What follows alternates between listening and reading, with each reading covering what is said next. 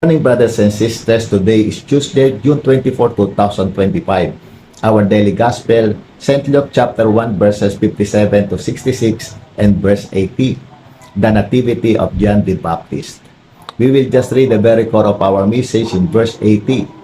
And the child grew and became strong in his spirit, and he lived in the wilderness until he appeared publicly to Israel. The Gospel of the Lord. In the Bible, the name John or its Hebrew equivalent Yohanan means God is gracious or God has been gracious.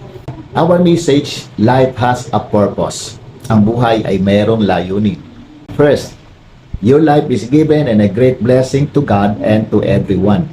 Ang iyong buhay ay binigay at isang malaking pagpapala sa Diyos at sa lahat. Second, your life is designed for God in the name of Jesus Christ.